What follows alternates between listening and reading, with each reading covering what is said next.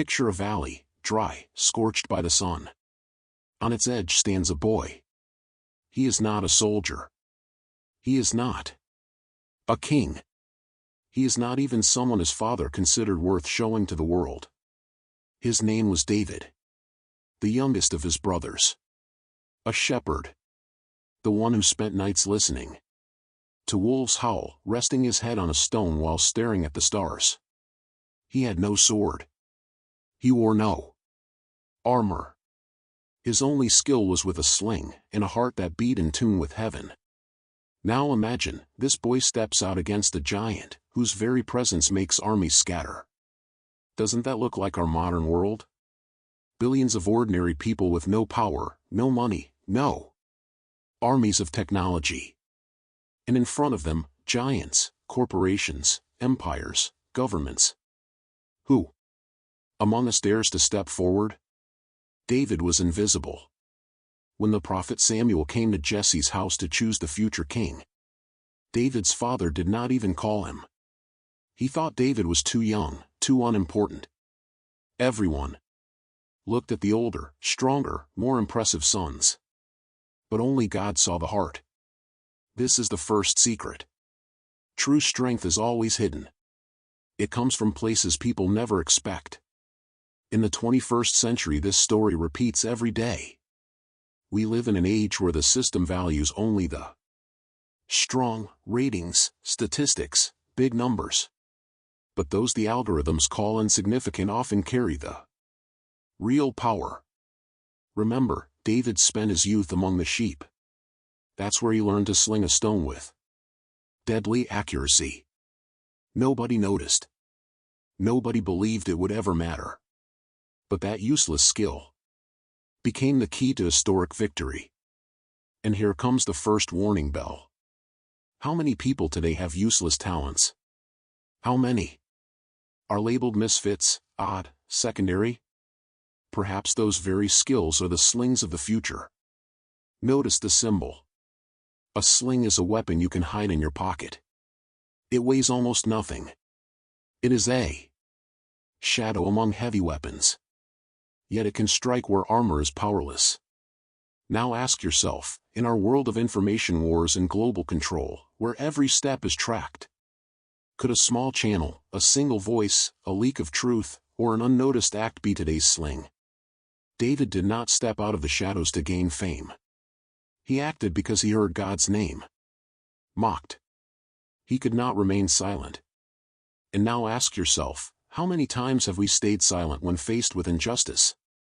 How many times have we stepped back, saying, I'm nobody, what difference can I make? This is Goliath's greatest lie. He makes you believe you are too small. That your voice means nothing.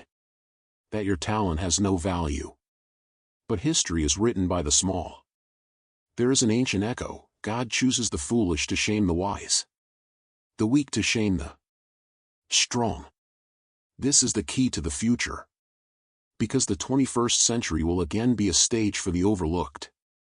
Those written off by the system. Look at our world. Small nations defending freedom against giants. Churches surviving under the weight of empires. Individuals raising their voices against overwhelming lies. They are the Davids of today. And even if they are not invited to the banquet of history, it will be them who change its course. Now imagine yourself. Could it be that your life, your gift, your experience, the one you thought too small, is your sling? Maybe you are the one carrying the stone meant for today's Goliath? David was not yet on the battlefield. He was only stepping out from the flock, unseen by anyone. But the decision was already made.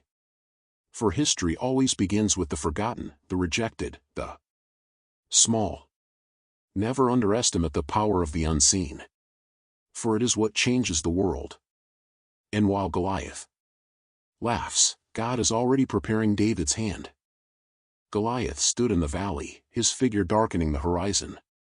His body was wrapped in bronze and iron armor, so heavy that its weight alone crushed the hearts of soldiers.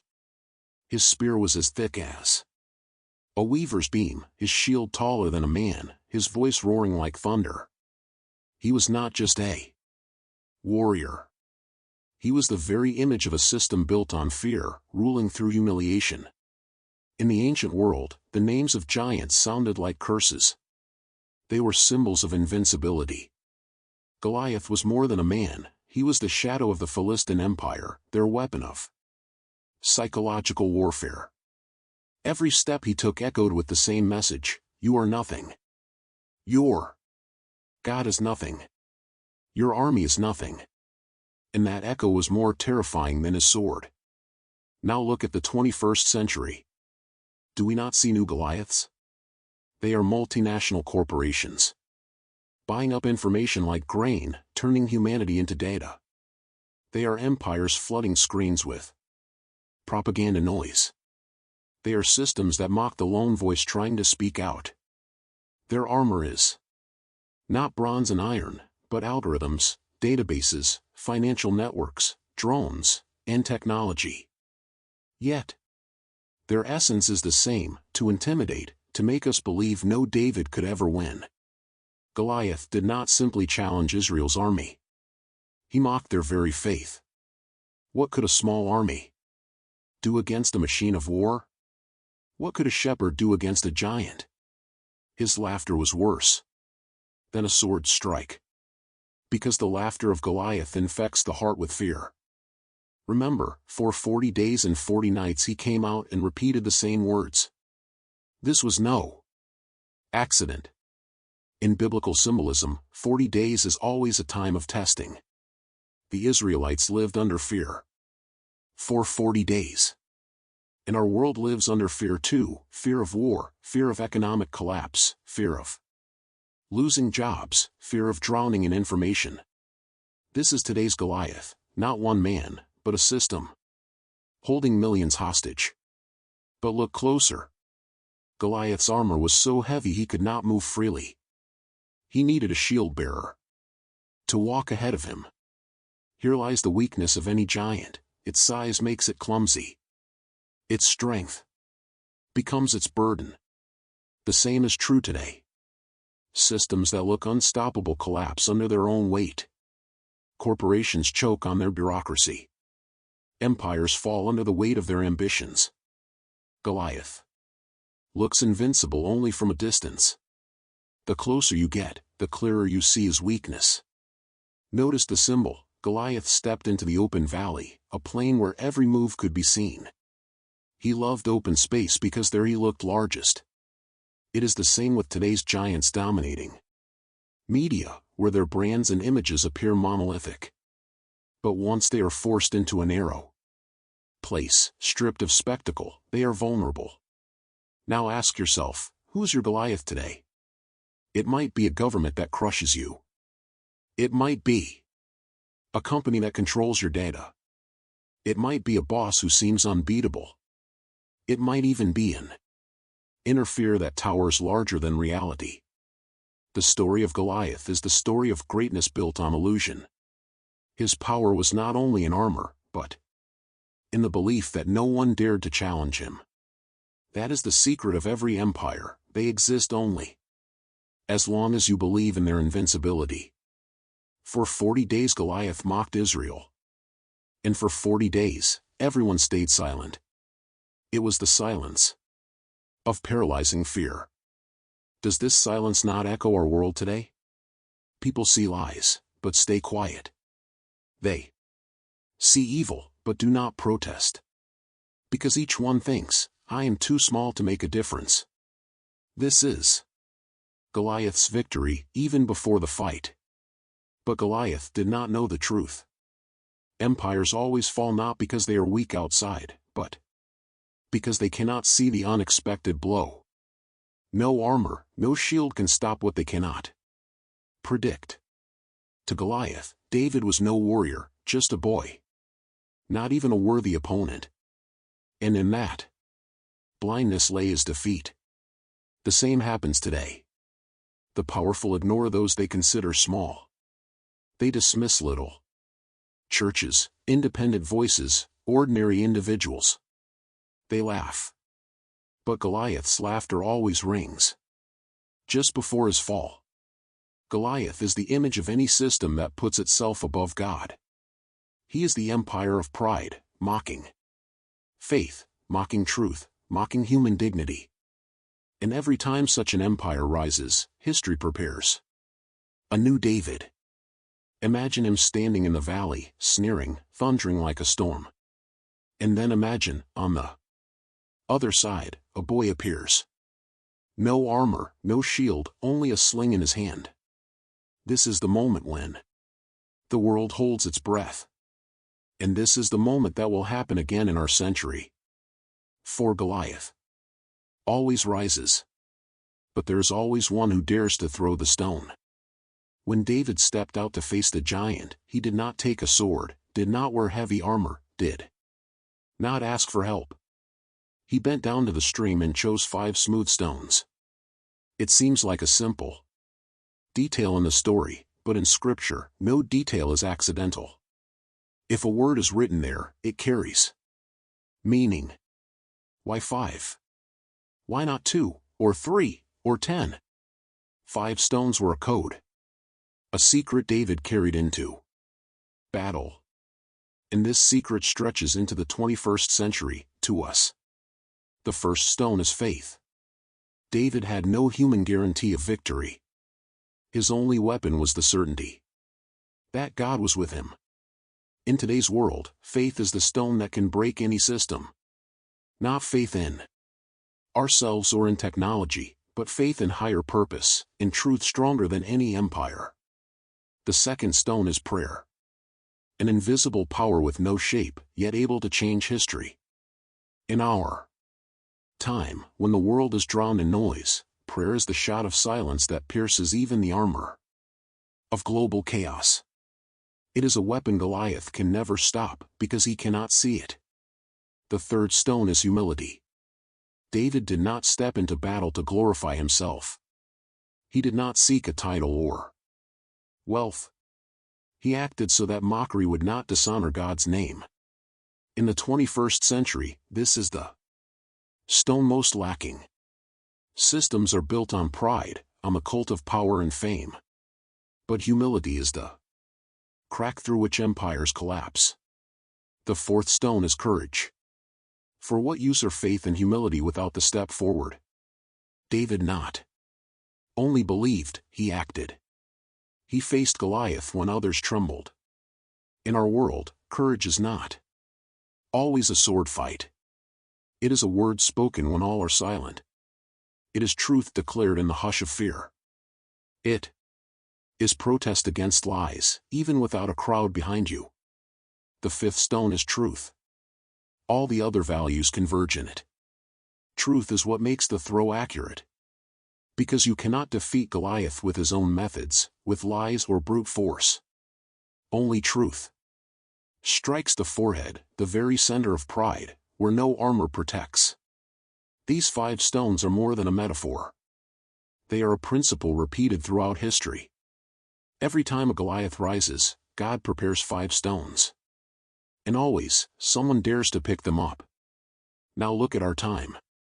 Do we not see these stones in the hands of those who change history? Small communities standing with faith and prayer against great powers.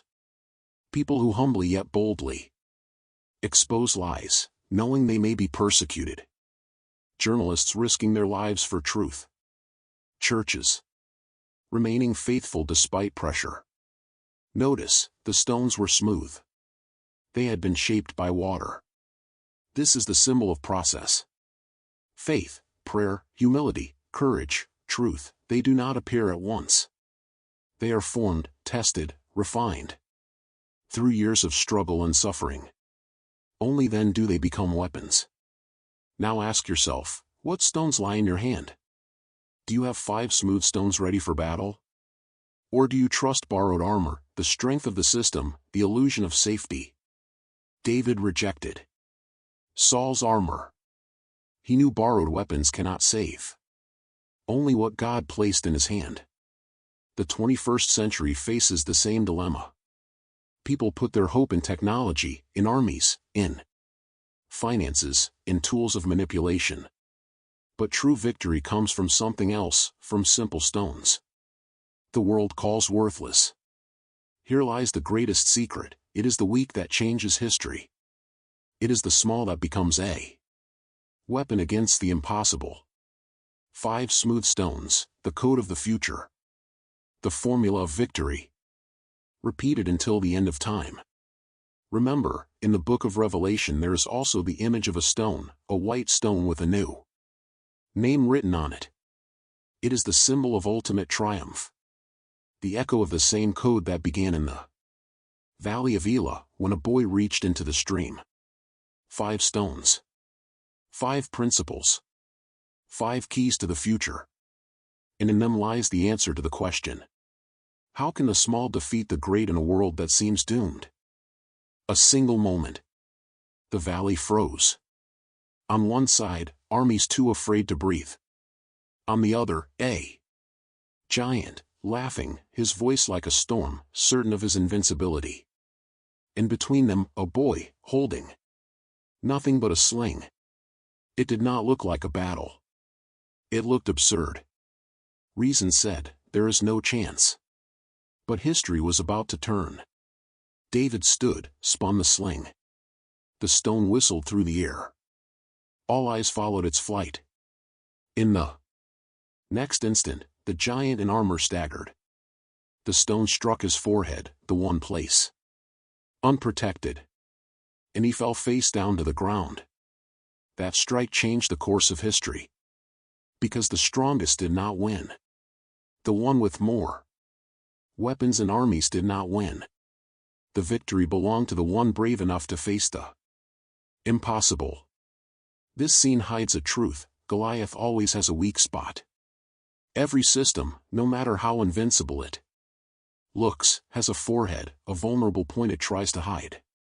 And that is where the stone always lands. Look at the modern world. How many times have mighty empires fallen from a single spark? Financial crises begin with tiny cracks in vast systems. Protests ignite from a single word that stirs crowds. Regimes collapse after one leak of truth exposing their secrets. The stone always strikes the forehead, the center of pride. A giant may be enormous, but his size blinds him. He thinks his armor is eternal security. But arrogance always opens the path to defeat. Notice, David did not throw at random. His strike was precise. He did not aim for the armor or try to break the shield. He struck the one place that seemed untouchable. That is the lesson for our time. Victory comes not from blind resistance, but from a wise, targeted act that hits where the enemy least expects. Now ask yourself, what is the forehead of today's Goliath? Is it financial empires? Technological monopolies? Political giants? Where is the point God is preparing for the stone? David's strike was not just physical.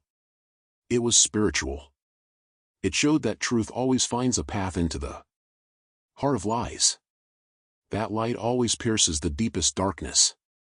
Remember the army of Israel. They were silent for 40 days, paralyzed by fear. But when Goliath fell, they surged forward. One strike awakened courage in them all. This too is a law of history. Someone must take the first step, so others find the strength to follow. Do we not see this today? One bold journalist reveals truth, and millions begin asking questions. One protester challenges the system, and society wakes up. One believer says, "Enough." And the church rises. One stone changes the battle. Now imagine it on the scale of the 21st century. World empires that look unshakable. Systems controlling everything: finance, information, even thought. And suddenly, one small stone, a data leak, a spiritual awakening, a prayer touching millions, strikes the forehead. And the giant falls. There is another detail. David did not stop after the strike. He ran forward and cut off the giant's head with the giant's own sword. This symbol shows victory must be carried to completion. The stone brought Goliath down, but the sword removed his power. In today's world, this means truth does not just expose lies, it takes away their authority. And there is more. Goliath's fall was a sign for the whole nation. It proved the impossible could happen. And that changes everything. In the 21st century, the world will again hear the whistle of a stone striking the forehead of a giant. And again see mighty empires fall face down. This is no myth. This is the law of history. The law of God. The story of David and Goliath is not just an old battle. It is not merely a page of ancient history.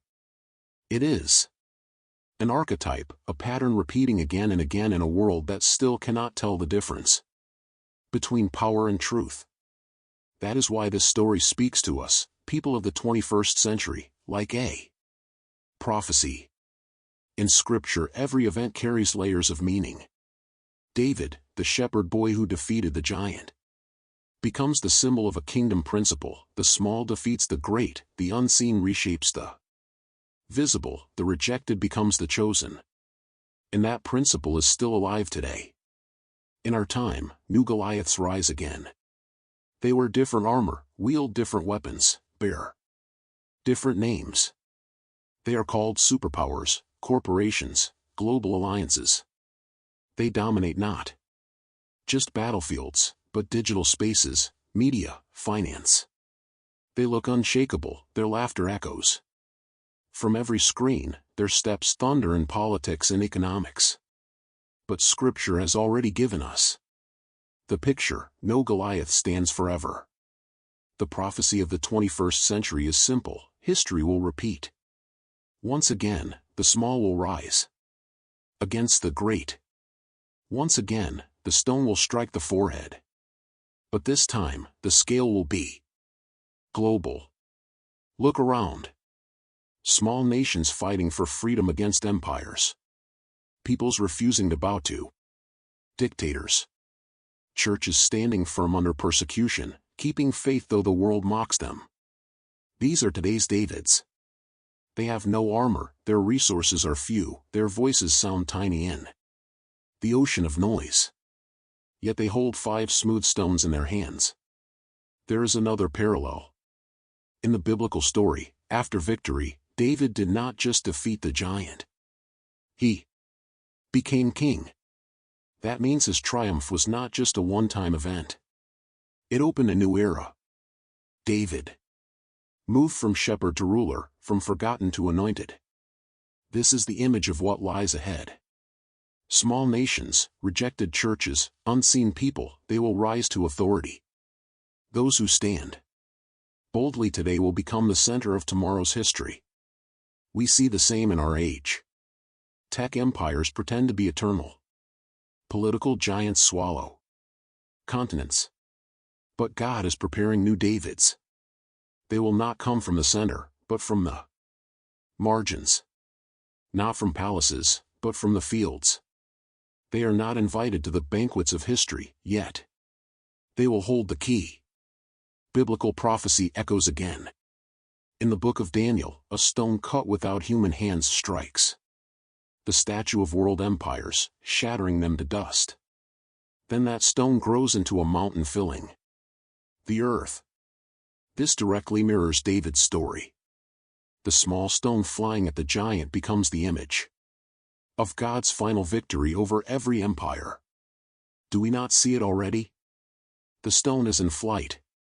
We live in a time when the balance of power shifts overnight. What looked unshakable yesterday falls tomorrow. And what the world rejected suddenly becomes a voice for millions. This is no accident. It is the pattern written in history since the Valley of Elah. Now think, could it be we stand at the edge of that great battle? Could the 21st century be the stage where the last Goliath falls? But there is another secret here. David did not seek the fight. He came only to bring food to his brothers. He never set out to become a hero. And that is another prophecy. future victors will not be those chasing glory.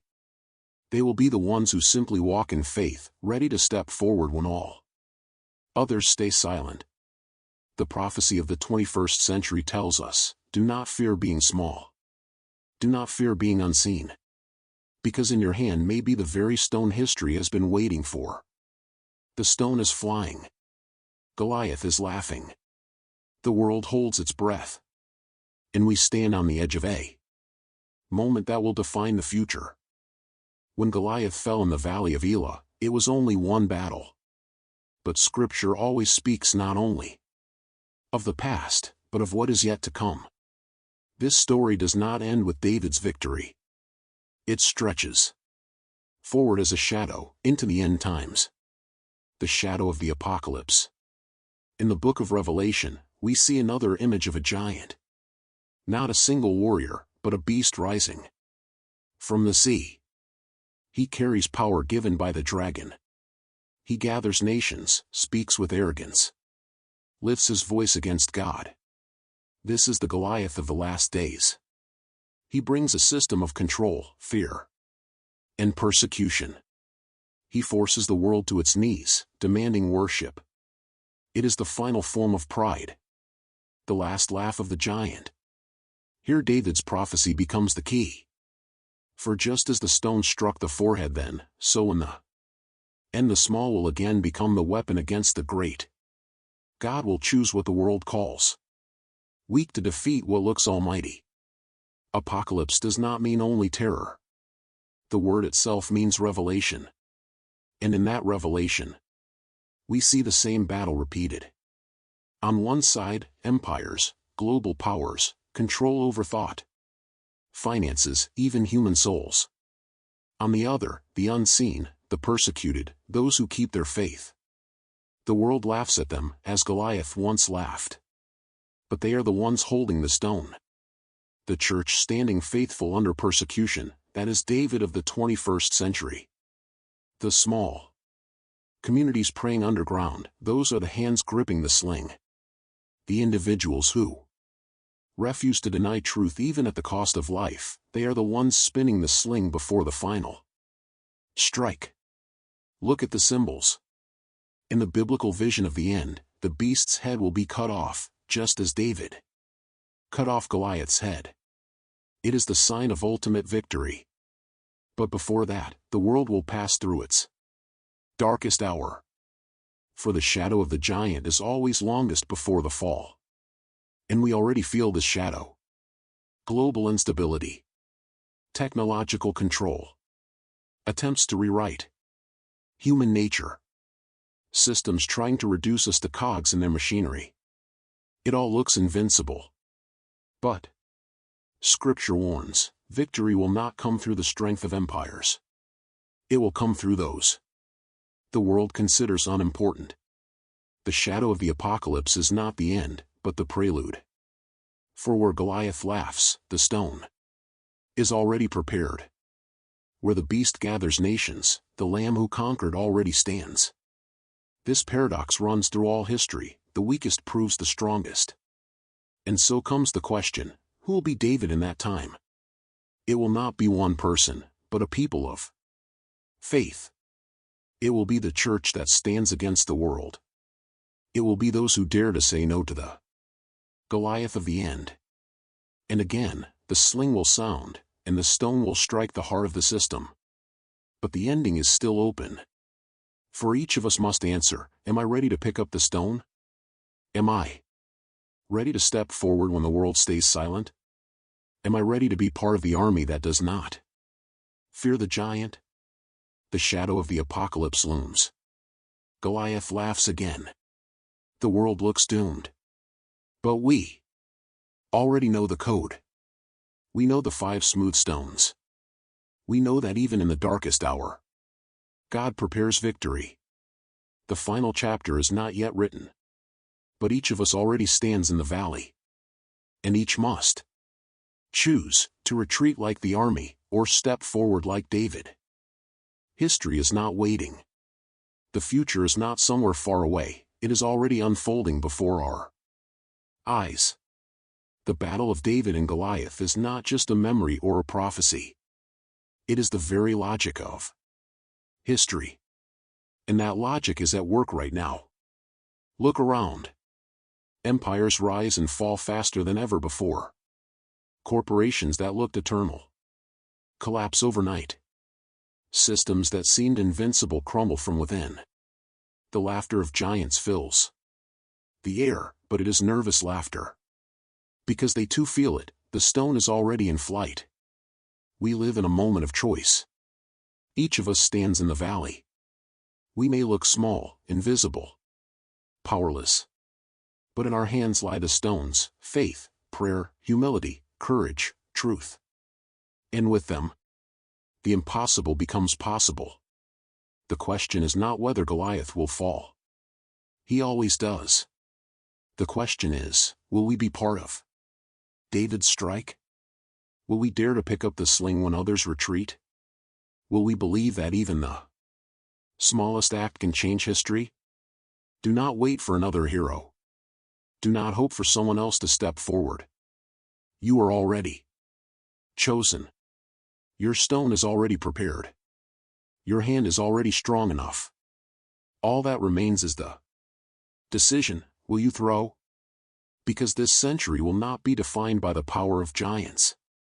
It will be defined by the courage of the small. The future belongs not to those who laugh, but to those who believe. The stone is flying. The world holds its breath. And the giant, though he does not know it yet, is already falling.